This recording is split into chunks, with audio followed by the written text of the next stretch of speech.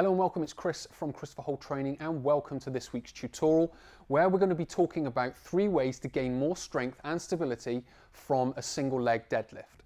So what we're going to be focusing on are the 3 essential fundamentals to help us do that.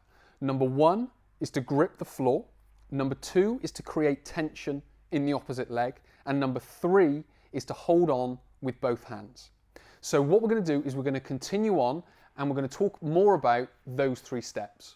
Before we do that, I'd just quickly like to mention my How to Increase Core Strength and Stability ebook, where you can find more exercises that can build core strength and stability, which is going to assist in other weight training that you might be doing. So if you go to the description below, you'll find the link, click the link, purchase the ebook, and you'll find more exercises, more techniques and tools that you can use to brace the core, make it stronger, so then when you transfer that into other activities, be it sport or gym training, you're going to gain that much more from it. Alternatively, you can come to social media where you can either go to Instagram or Facebook. Please do like and follow on there.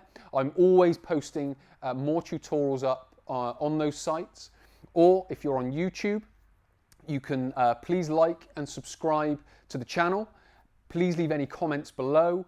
Any questions where you might have about what's in this tutorial, anything that you may have learnt or anything that you find interesting. I'm more than happy to answer any of your questions where we can expand your knowledge and continue you learning on this journey. Component 1 is gripping the floor. Now, gripping the floor is a very important thing because what it does is it roots you to the ground. So you may have done this with a normal deadlift. So I've done videos on this before where you grip the floor, you turn the knees out and you push the feet apart. That's what's rooting you to the floor. So you, in a sense, you become a part of the floor, which gives you much more rigidity and ability to lift a heavier weight. Now you can do that with, or you can do parts of that on a single leg. Now I've taken my trainers off because it's much easier to grip the floor without trainers on, because the front of trainers, they tend to lip up, so you're trying to grip onto trainers which aren't gripping onto anything. So if we can do it with our foot flat on the floor, now depending on the surface that you're on, if you're on a more sort of laminate type flooring surface, socks may not be that useful for you because they'll just slip and slide everywhere. But if you're on a carpeted floor like I am, it's actually going to help because it just offers a little bit more grip for me, but also my toes are still gripping onto the floor. So what I'm going to do is I'm going to create this position. So I'm just going to grip onto the floor with my toes. I'm not going to be able to necessarily do a great deal of turning the toes out or turning the knees out, and I'm not going to be able to spread the floor. But what I am going to be able to do is grip and just get a little bit of an external rotation from the knee. So I'm just going to go down, lift that from the floor, and then I'm going to take that grip, and then I'm coming down. Again, I'm gaining that strength and stability. My hips are going back, head's in line, pushing forward. Again, getting a little snap at the top so you can feel the push as the hips come forward. And you get the extra tension from the glutes and from the quads. So that's point number 1, gripping the floor. Component number 2 is creating tension in the opposite leg.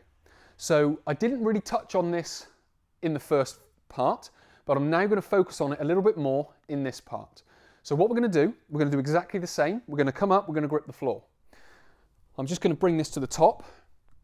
Then what I'm going to do, if I turn to the side, I'm gripping to the floor.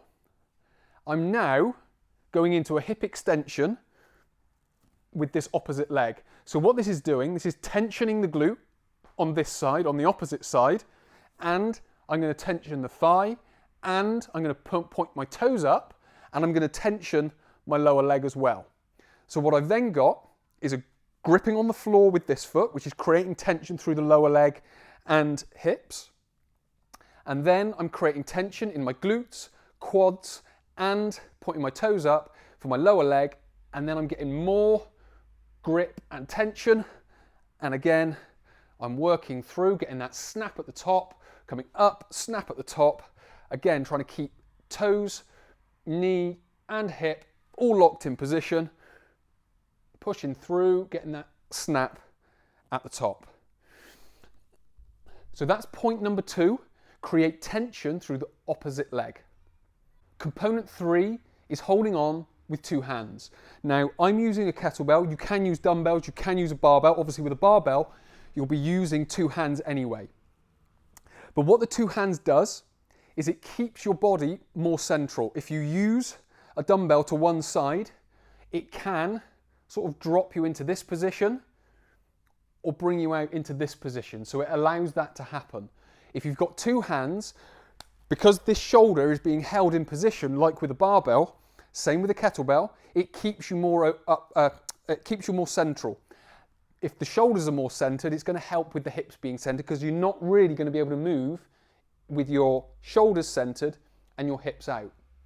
So what we're going to do is the first 2 points, which is gripping the floor, creating tension in the opposite leg, and then we're going to be holding on with both hands. Again, creating that tension. We can create tension through the upper body by gripping tight, externally rotating the shoulders, the elbows, bringing the shoulders down, and then holding ourselves into position. So if we bring the weight up, I'll go onto the side again, because we're going to do exactly the same. We're going to grip the floor with the toes. We're going to create tension through the hip, the knee, and bringing the toes up.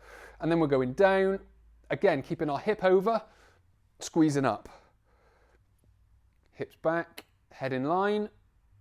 Again, creating that tension, creating that stability, rooting ourselves to the floor. Again, creating that snap at the top.